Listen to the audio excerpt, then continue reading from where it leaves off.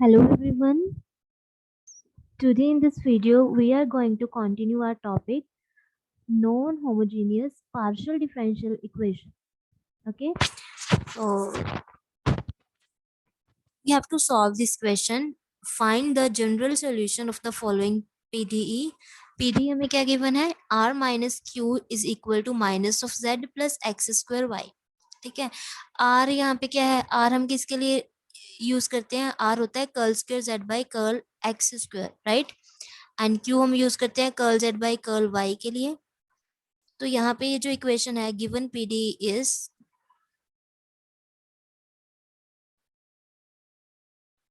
ये किस टाइप का इक्वेशन है? यहाँ पे R की वैल्यू हम पुट कर देते हैं which is curl square Z by curl X square and Q क्या है? Curl Z by curl Y is equal to minus Z plus X square Y. Okay, तो हम इसको ऐसे लिख सकते हैं curl square Z over curl X square minus of curl Z by curl Y plus Z is equal to X square Y, right? तो ये non homogeneous partial differential equation है, राइट? क्योंकि यहाँ पे इस डिफरेंशियल इक्वेशन में जितने भी पार्शियल डेरिवेटिव्स आ रहे हैं सबका ऑर्डर सेम नहीं है, ठीक है ना? यहाँ पे ये देखो, ये है फर्स्ट ऑर्डर पार्शियल डेरिवेटिव, ये है सेकंड ऑर्डर पार्शियल डेरिवेटिव, तो ऑर्डर तो सेम नहीं है इनका. अगर ऑर्डर सेम नहीं होता है पार्शियल डेरिवेटिव्स का एक पार्शियल डिफरेंशियल इक्वेशन में, तो वो पीडीई क्या होता है? Non homogeneous partial differential equation होता है, राइट? यही किया था हमने डेफिनेशन. तो अब इसको सॉल्व कैसे करना है? हम सबसे पहले गिवन पीडी को सिंबॉलिक फॉर्म में चेंज करते हैं. तो सिंबॉलिक फॉर्म में चेंज करने के लिए हम क्या करते हैं? हम पुट करते हैं कर्ल बाय कर्ल एक्स को डीएक्स या फिर डी. ठीक है, ये दो नोटेशंस हम यूज करते हैं, कोई भी नोटेशन हम यूज कर सकते हैं. कर्ल बाय कर्ल वाई को हम पुट करते हैं डी वाई या फिर डी डैश, राइट? एंड अगर curl square over curl X square हो तो इसको हम क्या पुट करते हैं? या तो हम डी एक्स स्क्वायर लेते हैं या फिर D dash sorry D square हम पुट करते हैं, राइट? अगर curl square over curl Y square होता है तो हम या तो डी वाई स्क्वायर लिखते हैं या फिर डी डैश स्क्वायर लिखते हैं. अब यहाँ पे हमारे पास क्या है? Curl square Z by curl X square है ना, तो curl square over curl X square को हमने क्या पुट करना है? डी एक्स स्क्वायर पुट कर सकते हैं. And curl by curl Y को हम क्या पुट कर देंगे? कर्ल बाई कर्ल वाई को हम डी वाई पुट करेंगे. So symbolic form of the given PD is, symbolic form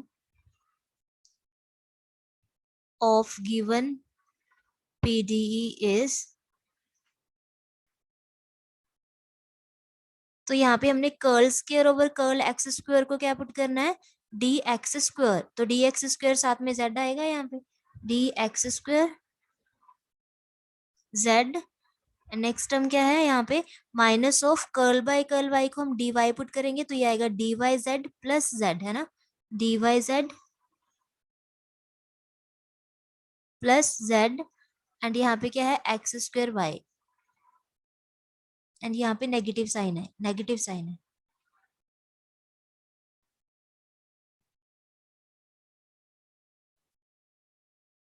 okay, तो यहाँ से z हम आउटसाइड निकाल सकते हैं ना, तो ये सिंबॉलिक फॉर्म हमारा बन रहा है ये D X square D Y plus one outside z is equal to X square Y.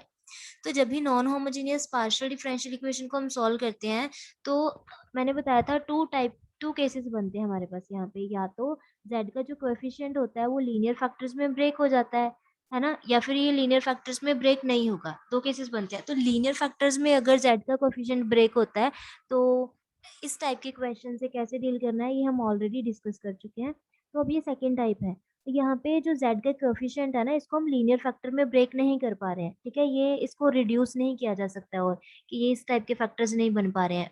Alpha one D X linear factors बनने चाहिए, beta one D Y plus gamma one, alpha two D X plus beta two D Y plus gamma two. हम इसको इस form में reduce नहीं कर पा रहे हैं, ठीक है? तो अगर z का कोएफिशिएंट जो हो वो लीनियर फैक्टर्स में ब्रेक ना हो रहा हो तो हम पार्शियल डिफरेंशियल इक्वेशन को कैसे सॉल्व करेंगे? ये देखिए, सबसे पहले तो हमने यहाँ पे देखा राइट हैंड साइड पे जीरो नहीं है, नॉन जीरो फंक्शन दिया हुआ है एक, तो जो जनरल सॉल्यूशन होगा वो किसके इक्वल होगा, complementary function plus particular integral. अब पर्टिकुलर इंटीग्रल तो डिपेंड करता है राइट हैंड साइड पे टर्म कैसा है ना, ये तो हम निकाल लेंगे। अब कॉम्प्लीमेंट्री फंक्शन कैसे फाइंड करना है, अगर हमारा जो z का कोफिशिएंट होगा यहाँ पे अगर वो लीनियर फैक्टर्स में ब्रेक नहीं हो रहा है, इस केस में हम कॉम्प्लीमेंट्री फंक्शन कैसे फाइंड करेंगे, हम यहाँ पे ट्रायल सॉल्यूशन एज्यूम करते हैं। हम क्या चूज करते हैं, हम ट्रायल सॉल्यूशन कैसा, let z is equal to a e raised to power hx plus ky be solution of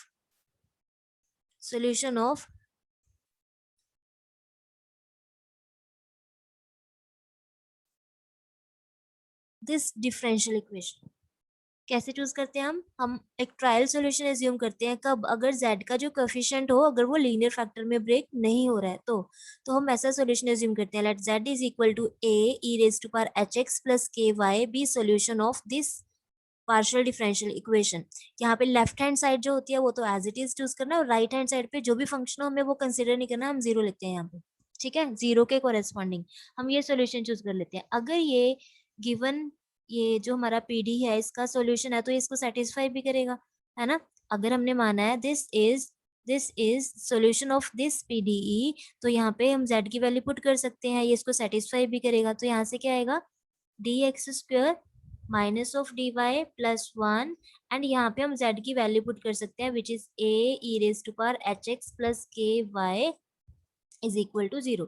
अब इसको हम अप्लाई कर दें, dx स्क्वायर को यहाँ पे अप्लाई कर देते हैं, dy को यहाँ अप्लाई कर देते हैं, तो क्या आएगा ये dx square of a e raise to power hx plus ky minus of dy of a e raise to power hx plus ky and plus 1 है, तो यहाँ पे आएगा a e raise to power hx plus ky is equal to 0। अब अगर हम इसका derivative करें, dx स्क्वायर मीन्स हमने ये फंक्शन का 2 टाइम्स पार्शियल डेरिवेटिव करना है with respect to x।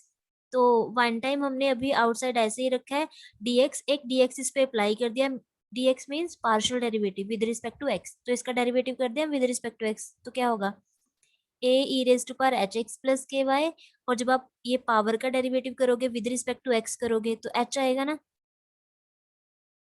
Partial कर रहे हैं डेरिवेटिव, तो ये तो टर्म इसका तो डेरिवेटिव 0 हो जाएगा, x का 1, तो h आएगा साथ में यहाँ पे माइनस। अब ये फंक्शन का हमने with respect to y partial derivative करना है, तो वो कितना होगा a e raise to power hx plus ky, और ये पावर का हमने डेरिवेटिव करना है विद रिस्पेक्ट टू y, तो इसका तो डेरिवेटिव 0 हो जाएगा।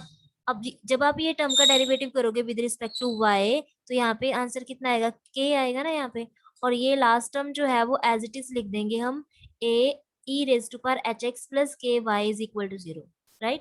अभी यहाँ पे dx अभी यहाँ पे पड़ा है ना, तो इट मीन्स हमने अभी फिर से इस फंक्शन का with respect to x partial derivative करना है। अब इसका फिर से पार्शियल डेरिवेटिव कर दो with respect to x, h और a तो कांस्टेंट है एज इट इज आएंगे, और यहाँ पे e raise to power hx plus ky ये आएगा। पावर का जब डेरिवेटिव करोगे विद रिस्पेक्ट टू x तो h आएगा ना, यहाँ पे एक h यहाँ पे ऑलरेडी पड़ा है, तो यहाँ h स्क्वायर आ जाएगा माइनस ऑफ ये टर्म हम एज इट इज लिख देंगे hx plus ky into k, और लास्ट टर्म भी हम एज इट इज लिखेंगे।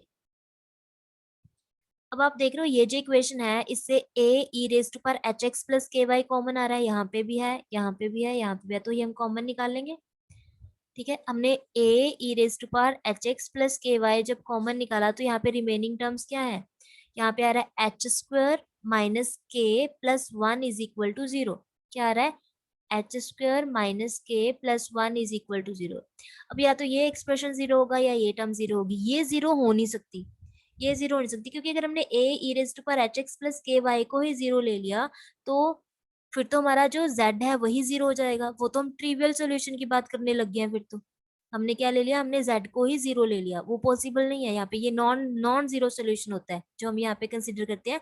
z is equal to a e raise to power hx plus ky भी non zero solution of this PDE, ठीक है। तो ये फंक्शन तो 0 हो नहीं सकता, तो इट मीन्स हमारे पास ये जो फैक्टर है h square minus K plus 1 is equal to 0 का, तो अब यहाँ से हमने क्या करना होता है, जो भी यहाँ पे h और k है ना, आप इन दोनों में से जिसकी भी वैल्यू इजीली फाइंड कर पा रहे हो, या तो h की value in terms of k निकालो, या तो फिर k की value in terms of h निकाल लो। यहाँ पे हम k की value in terms of h easily find कर सकते हैं, क्योंकि अगर h की निकालोगे फिर वो square root plus minus sign आएगा, लेकिन अगर k की आप फाइंड करोगे तो k की वैल्यू इजीली फाइंड कर सकते हो। तो k की वैल्यू कितनी आएगी, h square plus 1 is equal to k। तो ये k की वैल्यू हमने फाइंड कर ली, बस इतना करना है इसको सॉल्व करके, तो हमारे पास क्या आ जाएगा, कॉम्प्लीमेंट्री फंक्शन आ जाएगा। तो कॉम्प्लीमेंट्री फंक्शन हम कैसा चूज करते हैं, complementary function of given PD is, कैसा लेना होता है, यहाँ पे आप लगाओगे समेशन, और हमने क्या चूज किया था, सोल्यूशन, ट्रायल सोल्यूशन जो चूज किया था, a e रेज्ड पर एच एक्स प्लस के वाई चूज किया था ना, और k की value in terms of h आप ऑलरेडी निकाल चुके हो, तो ये किसके इक्वल आ जाएगा, a e raised to power hx plus, and what is the value of k, k की वैल्यू हमने निकाली है h square plus 1 into y। so this is required complementary function for the given pd। ऐसे find करना है, कब कब करना है ऐसा, जब हमारे पास non homogeneous partial differential equation होगा एंड z का जो कोएफिशिएंट होगा वो लीनियर फैक्टर्स में अगर ब्रेक ना हो रहा हो। ठीक है, तो हम ये ट्रायल सॉल्यूशन एज्यूम करते हैं, इसको यहाँ पे पुट करके हम इसको सॉल्व करके एच एंड के में रिलेशन फाइंड कर लेते हैं, या तो हम एच की वैल्यू इन टर्म्स ऑफ के निकाल लेंगे या फिर के की value in terms of H निकाल लेंगे। और उसके बाद क्या करना है, कॉम्प्लीमेंट्री फंक्शन के लिए समेशन जो हमने सॉल्यूशन एज्यूम किया था a e रेज्ड टू पर एच एक्स प्लस के वाई, ये चूज करोगे, ये होता है कॉम्प्लीमेंट्री फंक्शन। एंड यहाँ पे फिर आप अगर h की वैल्यू आपने इन टर्म्स ऑफ k निकाले तो ये वो पुट कर दोगे आप, अगर k की value in terms of h आपने फाइंड किया तो वो पुट कर दोगे, तो ये हमारा रिक्वायर्ड कॉम्प्लीमेंट्री फंक्शन होगा। Okay, now we have to find particular integral. So particular integral मैंने कैसे बताया था आपको, कैसे फाइंड करते हैं, यहाँ पे लिखते हैं 1 अपॉन, यहाँ पे जो z का कोफिशिएंट होता है वो लिखना होता है। तो z का कोफिशिएंट क्या है, D X square minus D Y plus 1, क्या है, D X square minus D Y plus 1 into, यहाँ पे हम क्या लिखते हैं, जो राइट हैंड साइड पे टर्म होती है, मैंने आपको पहले ही बताया था पर्टिकुलर इंटीग्रल डिपेंड करता है राइट हैंड साइड पे फंक्शन कैसा है। तो यहाँ पे फंक्शन क्या दिया हमें, एक्स स्क्वायर वाई। तो जब हमने homogeneous partial differential equation discuss किया था, है ना, उसमें मैंने आपको बताया था कि अगर यहाँ पे नॉन होमो में भी किया है ये हमने, जिसमें z का कोएफिशिएंट जो होता है वो लीनियर फैक्टर में ब्रेक हो जाता है, मैंने वहां पे भी आपको बताया था कि अगर राइट हैंड साइड पे टर्म किस फॉर्म का हो, ऐसा अलजेब्राइक फंक्शन हो, जैसे x रेज्ड पर l और y रेज्ड पर m, इस टाइप का फंक्शन अगर आपके पास राइट हैंड साइड पे दिया हो, तो हम कैसे पर्टिकुलर इंटीग्रल निकालते हैं, हमें क्या करना होता है इस केस में, ध्यान से देखना, जो डिनोमिनेटर होता है ना, डिनोमिनेटर यानी जब भी आपको यहाँ पे अलजेब्राइक फंक्शन दिखाई दे जिसमें एक्स वाई हो या एक्स वाई की कुछ पावर्स पड़ी हो, तो आपने बाइनोमियल एक्सपेंशन का यूज करना होता है। क्या करना होता है, हमने पर्टिकुलर इंटीग्रल निकालने के लिए बाइनोमियल एक्सपेंशन का यूज करना होता है। हमें डिनोमिनेटर में जो टर्म है वो इस फॉर्म की चाहिए होती है, 1 plus X raise to power N. ठीक है, डिनोमिनेटर में हमें इस टाइप की टर्म चाहिए होती है 1 plus X raise to power N. और इसका फॉर्मूला कैसे होता है, हम इसको ओपन कैसे करते हैं, इसका फॉर्मूला होता है 1 plus N X plus N N minus 1 by 2 factorial into X square plus N N minus 1 N minus 2 upon 3 factorial into X cube plus up to so on. ठीक है, आप अकॉर्डिंगली ये टर्म्स ओपन कर सकते हो, वो function पे depend करता है यहाँ पे कि हमें कितना ये फॉर्मूला ओपन करना पड़ेगा, कितनी टर्म्स तक ओपन करना है। ठीक है, तो क्या करना होता है, मैंने आपको क्या बताया, अगर यहाँ पे अलजेब्राइक फंक्शन हो तो हमें डिनोमिनेटर में जो फंक्शन है वो इस टाइप में चाहिए होता है, 1 प्लस एक्स की फॉर्म में, 1 प्लस एक्स की फॉर्म में। तो आप देख रहे हो यहाँ पे 1 तो पहले ही पड़ा है, 1 ऑलरेडी यहाँ पे पड़ा है, तो 1 प्लस ये जो टर्म है इसको हम एक्स चूज कर लेंगे, इसको हम एक्स मान सकते हैं ना, 1 प्लस एक्स इस फॉर्म में ही तो पड़ा है ये। तो यहाँ पे क्या आएगा, particular integral is equal to 1 upon, यहाँ पे मैंने वो टर्म को ऐसे लिख दिया, 1 प्लस क्या है हमारे पास term, 1 plus D X square minus D Y, D X square minus D Y, and यहाँ पे क्या पड़ा है एक्स स्क्वायर वाई। तो ये बन गया ना हमारा 1 प्लस एक्स। अब इसको हमने क्या करना है, इसको न्यूमरेटर में लेके जाना है। जैसे ही आप ये टर्म को न्यूमरेटर में लेके जाओगे, न्यूमरेटर में शिफ्ट करोगे, तो इसकी पावर कितनी आ जाएगी, -1। यहाँ पे इसकी पावर अभी 1 है, जैसे ही आप इसको न्यूमरेटर में शिफ्ट करते हो तो -1 पावर आ जाएगी। और यहाँ पे क्या है, फिर ये बन गया ना ऐसा, 1 plus X raise to power N, 1 plus X, ये term as a X work करेगी, वो फॉर्मूला जो मैंने आपको लिखवाया है, और ये पावर है एन। तो इसका फॉर्मूला मैंने आपको कैसे बताया, कैसे ओपन करते हैं, हम लिखते हैं यहाँ पे 1 प्लस एन एक्स, एन हमारे लिए क्या है -1, x क्या है ये टर्म 1 प्लस एन एक्स, और यहाँ पे क्या लिखते हैं N N minus one upon two factorial into X square, X तो ये टर्म को चूज किया हमने, तो यहाँ पे आएगा D X square minus D Y the whole square. ठीक है, नेक्स्ट टर्म भी हम ओपन कर सकते हैं, N N minus one N minus two upon three factorial into X cube plus up to so on. अब मैंने इतने ही टर्म्स क्यों ओपन किए हैं, आगे टर्म्स क्यों ओपन नहीं किए हैं? वैसे तो हमें ये टर्म भी ओपन करने की जरूरत नहीं थी, ये अभी आपको क्लियर हो जाएगा, बताती हूँ। ठीक है, एक बार पहले सॉल्व कर लें इसको। तो यहाँ पे क्या आएगा 1, ये प्लस माइनस माइनस हो जाएगा, और यहाँ पे कितना आएगा D X square minus of D Y, और यहाँ पे माइनस वन माइनस टू होगा, माइनस टू को माइनस वन से मल्टीप्लाई किया 2 आएगा, तो 2 अपॉन टू फैक्टोरियल भी 2 होता है, 2 अपॉन टू, तो ये तो इससे कैंसिल आउट हो गया, तो बचा क्या सिर्फ ये D X square minus of D Y the whole square. Similarly यहाँ पे माइनस वन माइनस टू क्या होगा -3, यहाँ पे माइनस वन माइनस टू होगा, -3 को जब -2 से मल्टीप्लाई करोगे तो कितना आएगा 6 आएगा, 6 को -1 से मल्टीप्लाई करोगे -6 आएगा, और 3 फैक्टोरियल क्या होता है 3 फैक्टोरियल तो 6 होता है, तो 6 से 6 कैंसिल आउट हो जाएगा, तो नेगेटिव साइन बचा ना यहाँ पे, और यहाँ क्या आएगा D X square minus D Y the cube plus up to so on, और आउटसाइड यहाँ पे क्या पड़ा है हमारे पास डी एक्स स्क्र वाई। ठीक है, तो मैं ये बता रही थी कि हमें टर्म्स ये टर्म भी लिखने की जरूरत नहीं थी, कैसे पता चलेगा, वो डिपेंड करता है इस पे। देखो हमने क्या करना होता है, ये एक्स स्क्र वाई को 1 बाय 1 यहाँ पे लिखना है। देखो पहले हम 1 से मल्टीप्लाई कर देंगे इसको, अभी क्लियर हो जाएगा कि क्यों हमें ये टर्म्स लिखने की जरूरत नहीं है। एक्स स्क्र वाई जब आप यहाँ पे लिखोगे तो इससे मल्टीप्लाई कर दिया 1 से, अब एक्स स्क्र वाई जब आप यहाँ पे शिफ्ट करोगे, ये एक ऑपरेटर है ना, ये ऑपरेटर है, डेरिवेटिव्स हैं ये, तो डेरिवेटिव्स किसी फंक्शन पे तो अप्लाई करोगे, तो फंक्शन को जब आप यहाँ मल्टीप्लाई कर रहे हो तो यहाँ इसके आगे नहीं लिखना है, यहाँ पे लिखना है, क्योंकि डेरिवेटिव्स है ये, डेरिवेटिव किसी फंक्शन का तो करोगे ना, वो फंक्शन ये होगा। तो यहाँ पे आएगा D X square minus of D Y, और यहाँ पे हम क्या लिख देंगे एक्स स्क्र वाई। ठीक है, अब डी एक्स स्क्वेयर का मतलब क्या है कि यहाँ पे जो भी फंक्शन है उसका आपने 2 times with respect to X derivative करना है, तो करना है इसका एक बार with respect to X 2 time derivative, क्योंकि जब इसका मतलब क्या है जब आप ये इस पे अप्लाई करोगे it means dx means derivative with respect to x, partial derivative with respect to x, square है मीन्स 2 टाइम करना है, तो इसका 1 टाइम डेरिवेटिव करोगे तो कितना आएगा एक्स स्क्वायर वाई है ना, ये देखो इसका एक बार डेरिवेटिव किया तो 2x वाई आएगा, पार्शियल डेरिवेटिव कर रहा है। Second time with respect to X derivative किया तो 2y आएगा, इसका आंसर 2y आएगा, और इसका with respect to y derivative करोगे एक्स स्क्वायर, ये तो ठीक है हो रहा है ना। अब जब आप यहाँ पे a minus B the square है, तो आप इसका फॉर्मूला ओपन करोगे तो a square plus B square, sorry 2 आएगा ना यहाँ पे, minus of 2ab,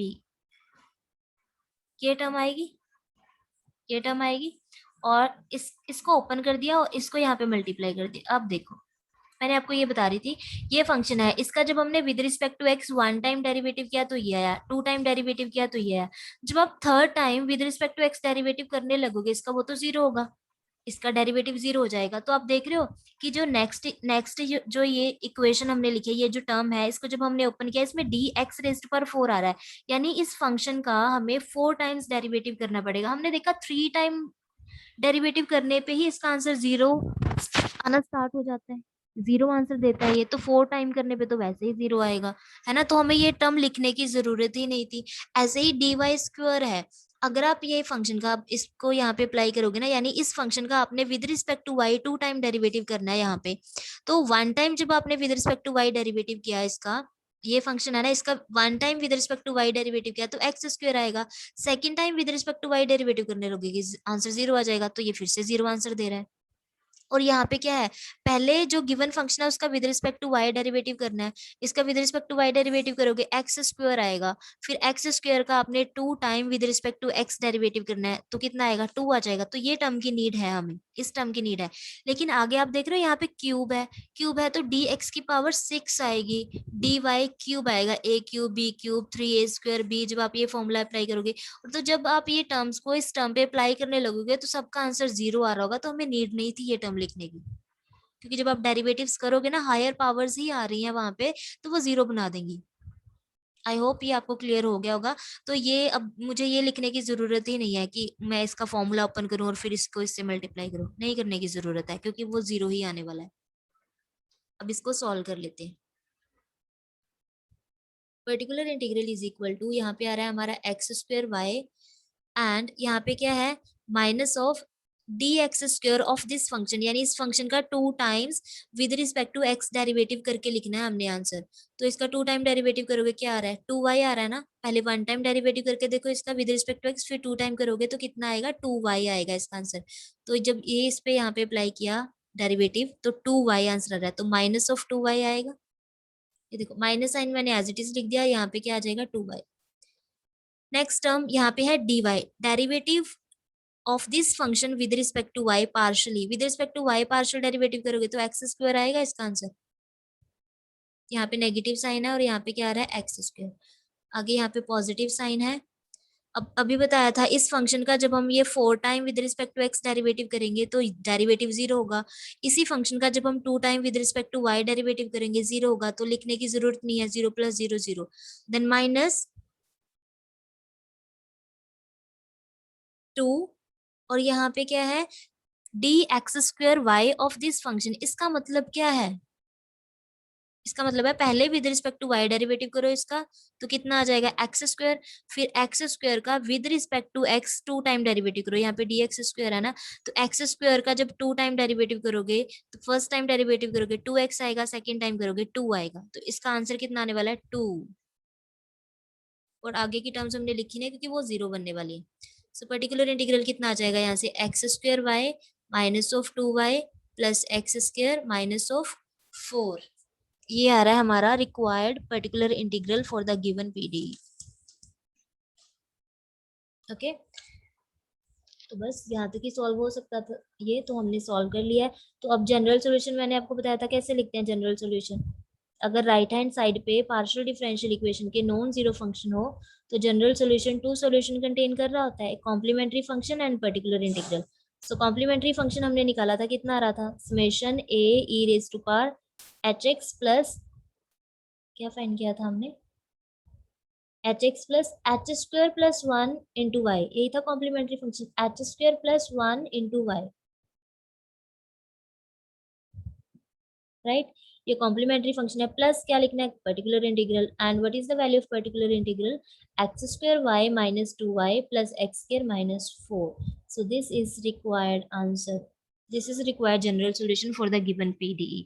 I hope अब आपको ये मेथड भी क्लियर होगा, हो गया होगा कि अगर हमें non homogeneous partial differential equation given है और वो लीनियर फैक्टर्स में ब्रेक नहीं हो रहा है, तो हमें कॉम्प्लीमेंट्री फंक्शन कैसे फाइंड करना है। और पर्टिकुलर इंटीग्रल निकालने के लिए हम काफी क्वेश्चंस ऑलरेडी कर चुके हैं लास्ट वीडियोस में, ओके, कि अगर यहाँ एक्सपोनेंशियल फंक्शन हो तो कैसे सॉल्व करना है, ट्रिग्नोमेट्रिक फंक्शन साइन या कोज हो तो कैसे सॉल्व करना है, अलजेब्रा के लिए मैंने आपको यहाँ पे बताई दी। आई होप ये मेथड अब आपको क्लियर हो गया होगा। तो आज के लिए इतना ही, थैंक यू वेरी मच।